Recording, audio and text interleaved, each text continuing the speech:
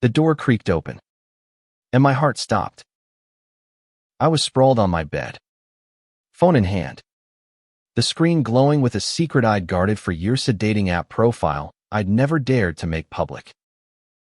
Then Ethan, my roommate, stood frozen in the doorway, his dark eyes locking onto mine with an intensity that burned through the dim light of our cramped Brooklyn apartment. It was 2 a.m., and the city outside hummed with distant sirens and the occasional drunken shout. I'd thought Ethan was asleep, his shift at the bar running late as usual. But there he was, still in his black bartender's shirt, staring at me like he'd stumbled into a confession I hadn't meant to make. "Jake," he said, his voice low, almost a whisper. "What's this?" He didn't look at the phone. He looked at me like he was seeing me for the first time. I fumbled to shut the app, my fingers clumsy, my face hot with shame. Growing up in a small Ohio town, I'd learned to hide who I was. The preacher's son doesn't get to be gay, not without consequences. I'd carried that silence to New York, to this apartment, to this moment, where Ethan, confident, charming Ethan, who could have anyone, stood waiting for an answer I didn't know how to give. "Jake," he said again, stepping closer. The air felt thick, charged, like the moment before a storm breaks. "You don't have to hide. Not from me." His words were soft, but they hit like a punch, unraveling years of fear I'd buried deep. I wanted to bolt, to laugh it off, to pretend he hadn't seen what he'd seen. But Ethan didn't move. He just stood there, his gaze steady, like he was daring me to be honest for once in my life. We'd been roommates for 6 months, thrown together by a Craigslist ad and a mutual need for cheap rent. Ethan was everything I wasn't: bold, unapologetic, with a laugh that filled the room and a knack for making strangers feel like friends. I was the quiet one, the graphic designer who worked from home, sketching logos in my corner of the living room while Ethan spun stories of his nights at the bar. We bonded over late-night pizza and bad horror movies. But I kept my distance, afraid he'd see through me. Now, he had. "I wasn't. I mean, it's not," I stammered. But Ethan shook his head, cutting me off. He sat on the edge of my bed, close enough that I could smell the faint cedar of his cologne mixed with the night's sweat. "You don't have to explain," he said. "But you don't get to pretend either. Not anymore." His hand reached out, brushing my arm, and I froze. It wasn't fun exactly. It was something else, something I hadn't let myself feel in years. The room felt smaller, the walls closing in as Ethan's touch lingered. I thought of my father's sermons, the ones that called people like me an abomination. I thought of the kids back home who'd whispered behind my back, the ones who'd made sure I knew I didn't belong. And here was Ethan, looking at me like none of that mattered, like I could be someone else, someone real. "I don't know what I'm doing," I admitted, my voice barely audible. Ethan's lips curved into a small, almost sad smile. "Good," he said. "Neither do I." Then, before I could process it, he leaned in, his lips brushing Minea tentative. Electric moment that felt like the world tilting on its axis. I didn't pull away. I couldn't. For the first time, I didn't want to. That kiss was a spark. igniting something I'd spent years trying to smother. But as Ethan pulled back, his eyes searching mine, I realized this wasn't just about me. There was something in his gaze, something raw, unguarded, like he'd been hiding too. "I've wanted to do that for a while," he said, his voice rough. "But I didn't know if you." He trailed off, waiting for me to fill the silence. I didn't know what to say. My mind was a storm of fear and want, of everything I'd been taught to hate about myself crashing against the possibility of something new. "Ethan," I started, but my voice cracked. He didn't push. He just waited, his hand still on my arm, grounding me in a way I didn't expect. The city outside faded, and for a moment, it was just us 12 people standing on the edge of something terrifying and beautiful. The next morning, I woke to the smell of coffee and the sound of Ethan humming in the kitchen. It was such a normal sound, so ordinary, that for a second, I wondered if I'd dreamed the night before. But when I stumbled into the living room, Ethan looked up from the counter, his grin soft but knowing. "Morning," he said, like nothing had changed. Except everything had. We didn't talk about the kiss. Not then. But Ethan's eyes followed me, lingering a little too long, and I felt it shift.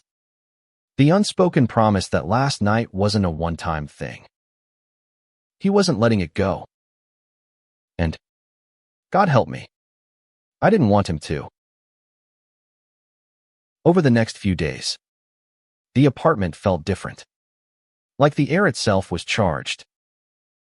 Ethan was bolder, brushing past me in the narrow hallway, his hand grazing mine when he handed me a beer during our movie nights. Each touch was a question, a challenge, and I didn't know how to answer. I was terrified of what it meant, of what I'd lose if I let myself want this. But Ethan wasn't backing down. He'd seen me, all of me, and he wasn't turning away. One night, as we sat on the couch, the TV flickering with some forgotten movie, Ethan turned to me. "Jake," he said, his voice serious now, "you can't keep running from this. From us." His words cut deep, exposing the truth I'd been dodging. I wasn't just scared of being seen. I was scared of being loved. I stared at Ethan, his words hanging heavy between us. The TV droned on, a low hum of explosions and dramatic music, but it felt like the world had gone quiet. My heart pounded, each beat a reminder of how exposed I felt, how close I was to unraveling. "I'm not running," I said, but the lie tasted bitter. Ethan raised an eyebrow, his dark eyes unyielding. "Bullshit," he said softly, not unkindly. "You've been running since the day we met, hiding behind your sketches, your quiet little life. But I see you, Jake, and I'm not going anywhere." His words were a lifeline and a trap all at once. I wanted to believe him, to lean into the warmth of his certainty. But fear clawed at me. Growing up, I'd learned to survive by staying invisible. My father's voice still echoed in my head center. Unnatural. Damned. I'd moved to New York to escape that, to build a life where I could breathe. But breathing meant risking everything.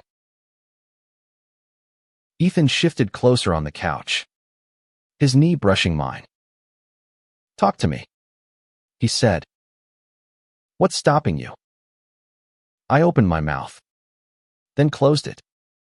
The words stuck like stones in my throat. "How do you explain a lifetime of shame?" How do you tell someone you're terrified of wanting them? Because it means admitting who you are. Instead, I stood, pacing the small living room, my hands shoving through my hair. You don't get it, Ethan, I said, my voice sharper than I meant. This isn't just some fling. If I do this, if I let myself, I stopped, my chest tight. I lose everything. My family, my past, the person I've been pretending to be. Ethan didn't flinch. He leaned forward, elbows on his knees, watching me like I was a puzzle he was determined to solve. And who is that person? Jake. The guy who hides. The guy who's so scared of himself he can't even look at me. His voice softened. You don't have to be that guy. Not with me. I wanted to scream, to tell him it wasn't that simple. But then he stood, closing the distance between us, and his hand found my cheek, his thumb brushing my jaw. You're enough, he said, and the words broke something in me, something I'd held together with sheer will for years. I kissed him. Hard. Desperate. Like I was trying to outrun my own fear. Ethan met me with the same intensity, his hands gripping my waist, pulling me closer until there was no space left between us. It wasn't gentle, it was raw. Messy. A collision of everything we'd both been holding back. When we finally broke apart, gasping, his forehead pressed against mine, I felt like I was drowning and being saved all at once. For the next week, we danced around each other, testing the edges of this new thing between us. Ethan was relentless, not in a pushy way, but in the way he refused to let me retreat. A brush of his hand as he passed me in the kitchen.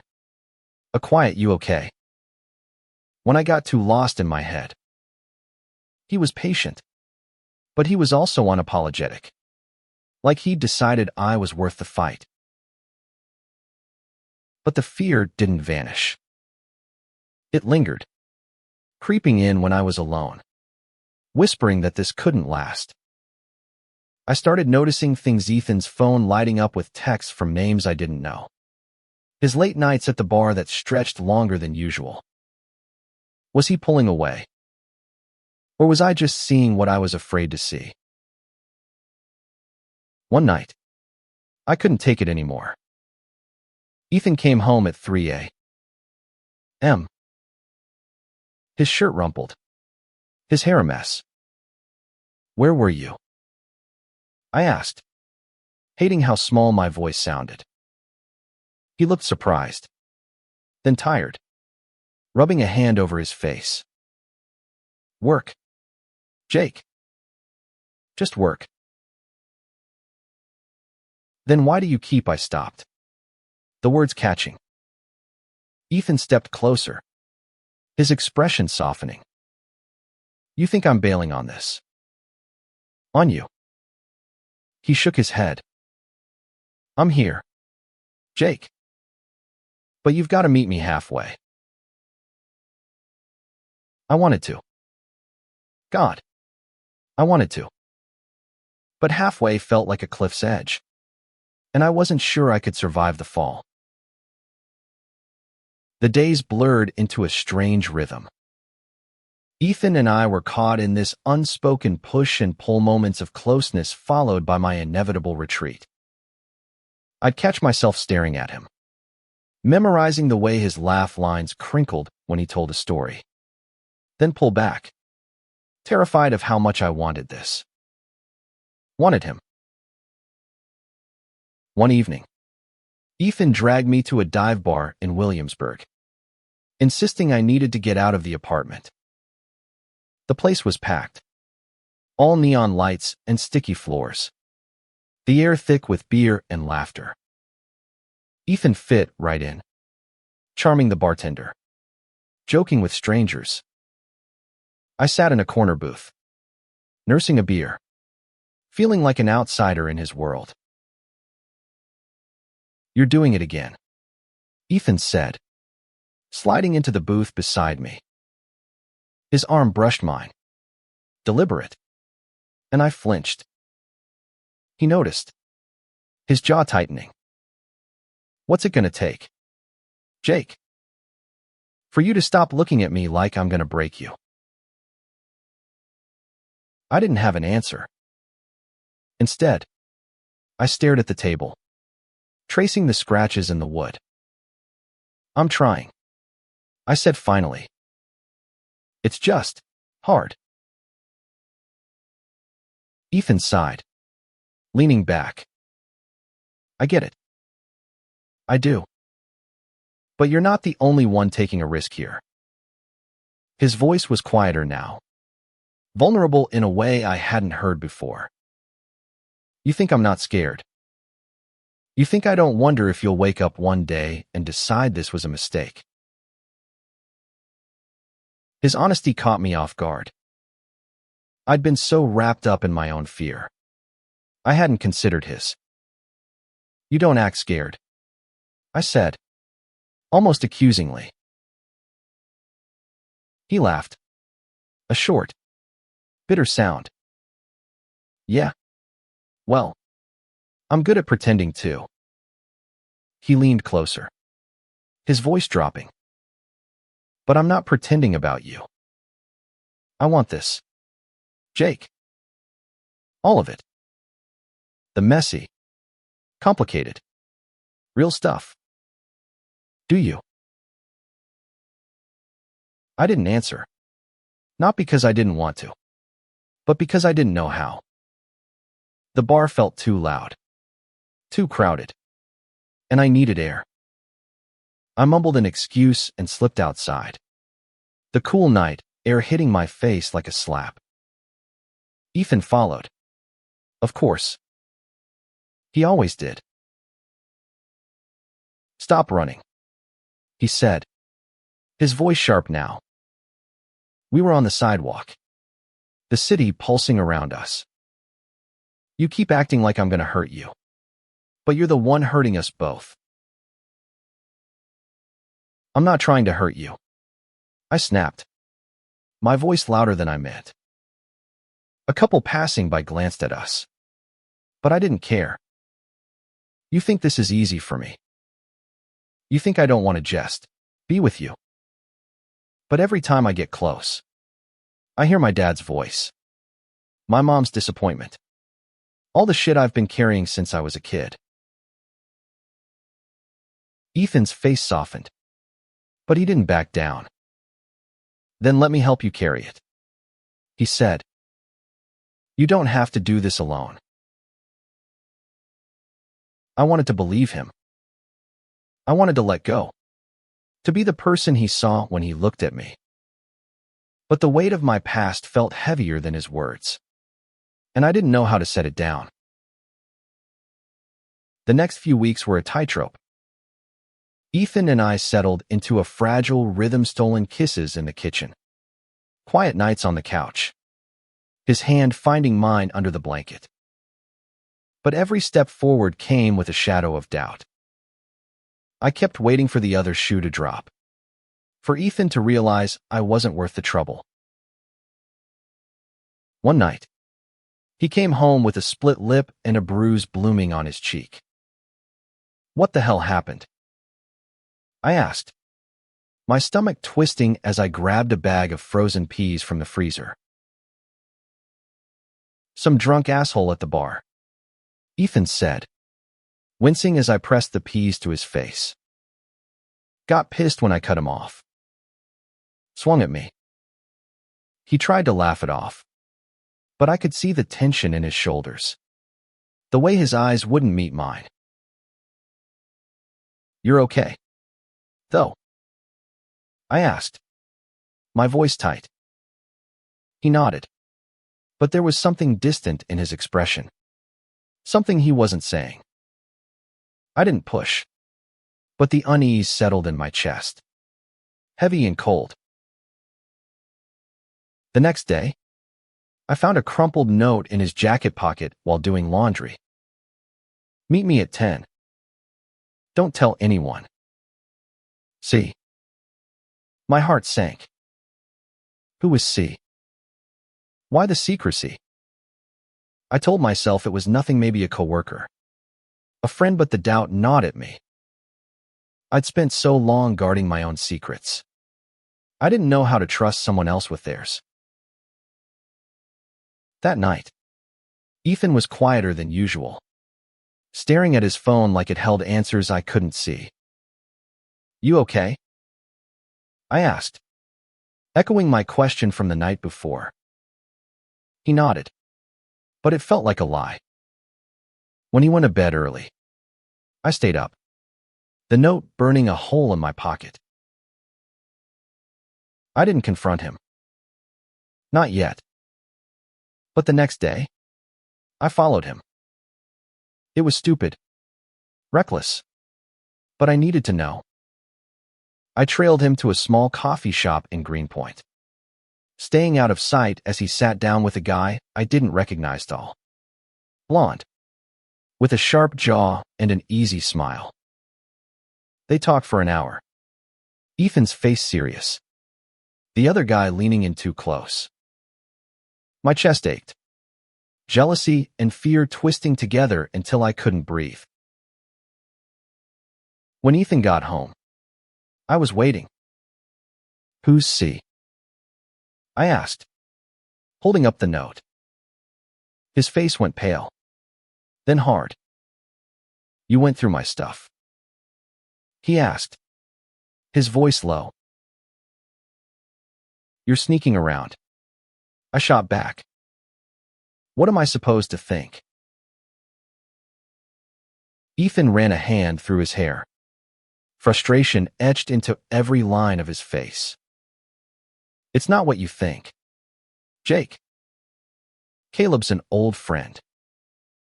He's going through some shit, and he needed to talk. That's it. Then why the secret note? Why didn't you tell me? Because you're so damn scared all the time. He snapped. I didn't want to freak you out, make you think I was hiding something when I wasn't. He stepped closer, his voice softening. I'm not cheating on you, Jake. I wouldn't do that. I wanted to believe him, but the doubt lingered, sharp and persistent. We stood there, inches apart, the silence heavy with everything we weren't saying. The fight with Ethan left a crack in us, one I didn't know how to fix. We still lived together, still shared the same space, but the ease was gone.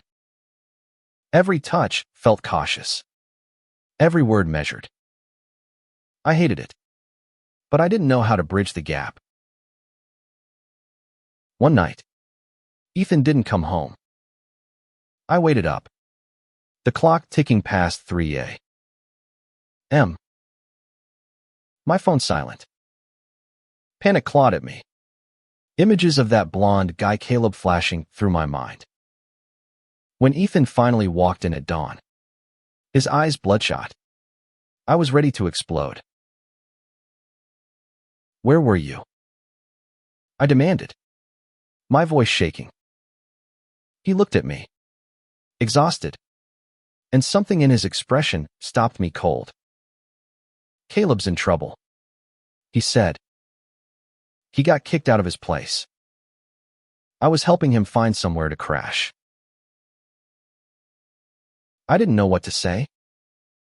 Part of me felt guilty for assuming the worst, but another part couldn't shake the fear that I was losing him.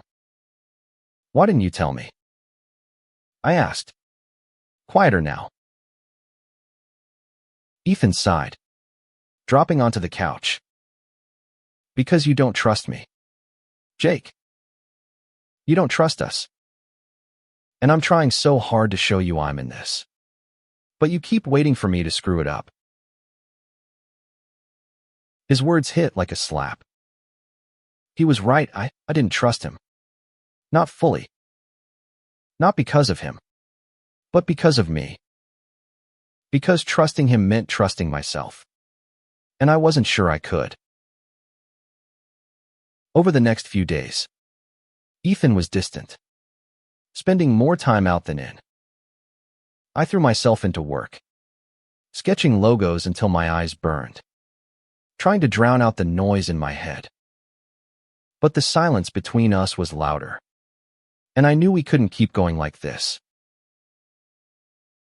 One evening, I found Ethan in the kitchen, staring at a bottle of whiskey like it held answers. "We need to talk," I said, my voice steadier than I felt. He looked up, his eyes tired but open. "Yeah," he said. "We do."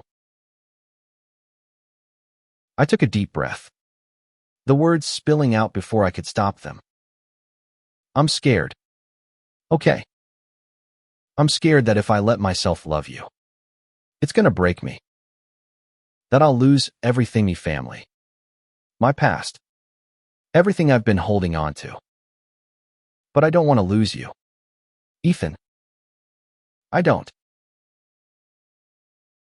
He stared at me, his expression unreadable. Then, slowly, he stood and crossed the room, pulling me into his arms. "You're not going to lose me," he said, his voice rough. "But you've got to stop fighting this. Stop fighting yourself."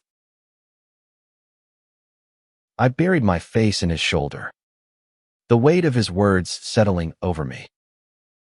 For the first time, I let myself believe him.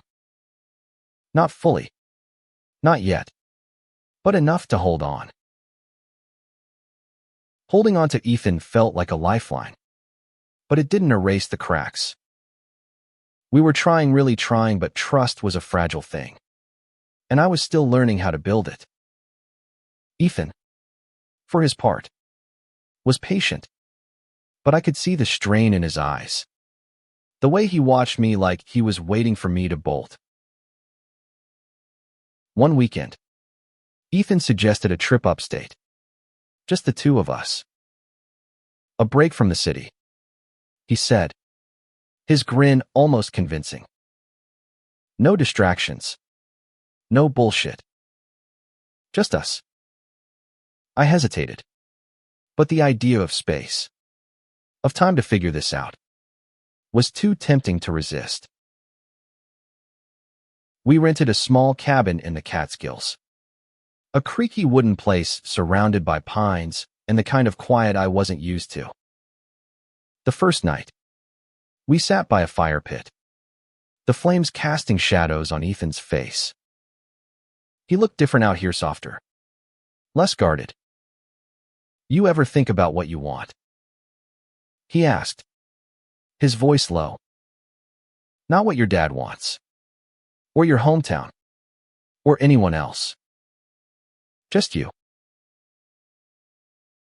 I stared into the fire, the question cutting deeper than I expected.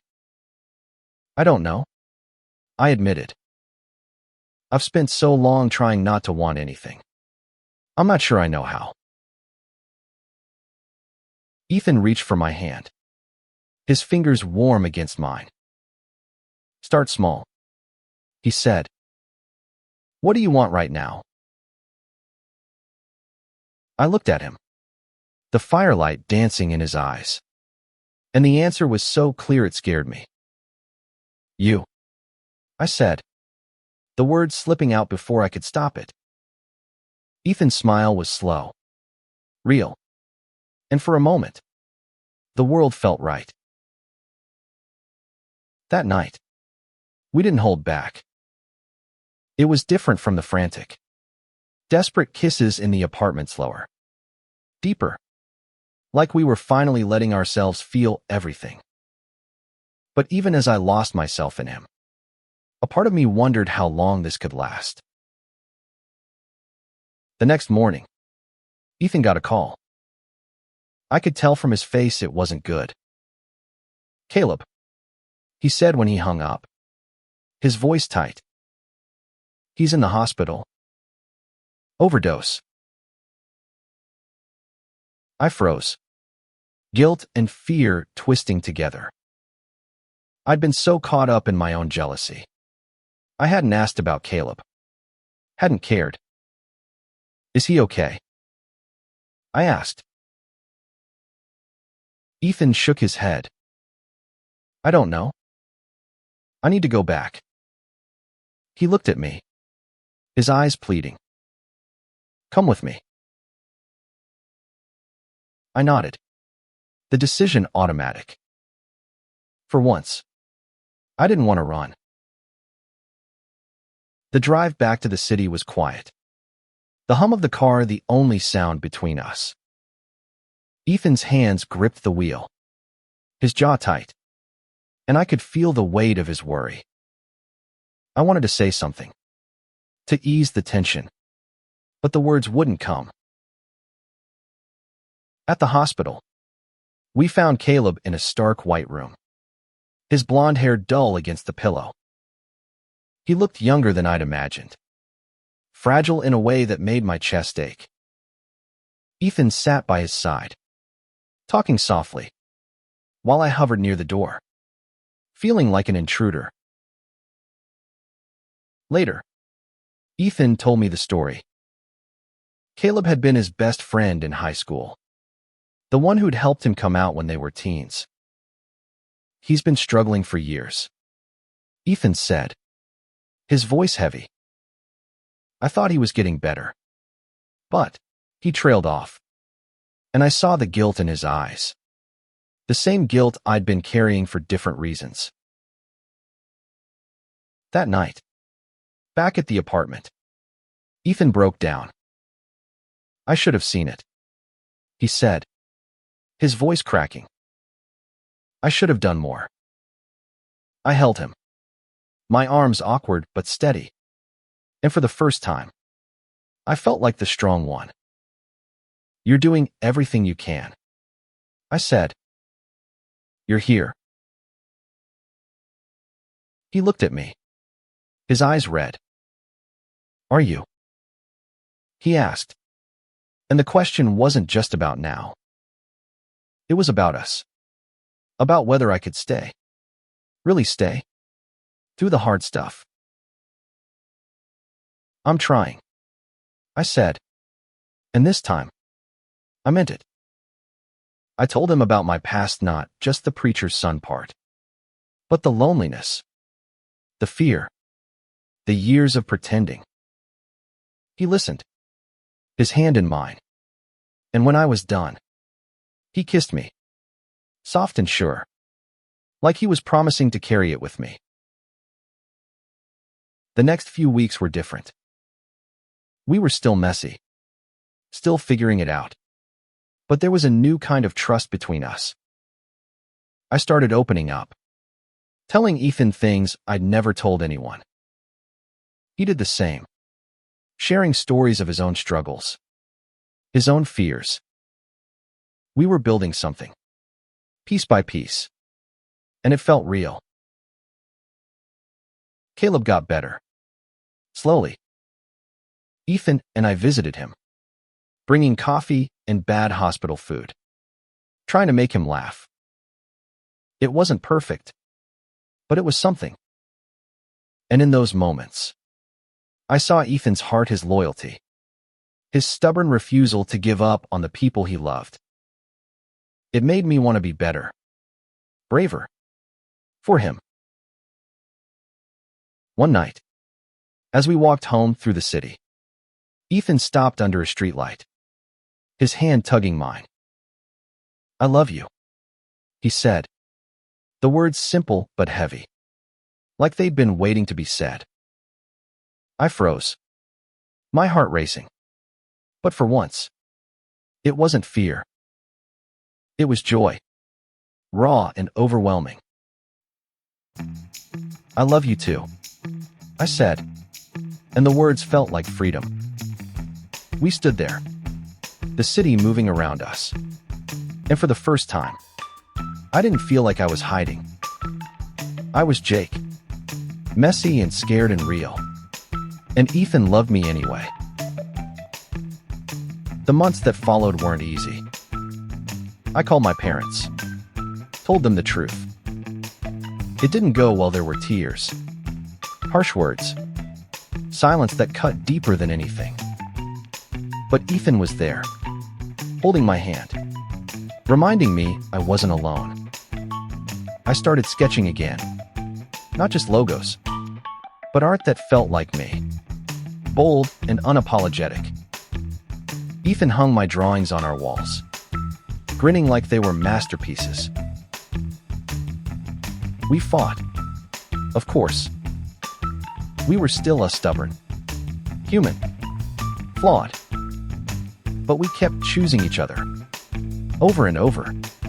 Through the doubt and the fear. And in that choice, I found something I'd never had before, a home. Not just in our apartment, but in Ethan. In the life we were building together. One evening, as we sat on the couch, Ethan's head on my shoulder, I realized something. The boy who'd hidden his whole life, who'd been so afraid of being seen, was gone. In his place was someone new, someone who loved, who risked, who lived. And as Ethan's hand found mine, I knew I'd never go back. Not to the silence, not to the shame. I was here, with him. And that was enough.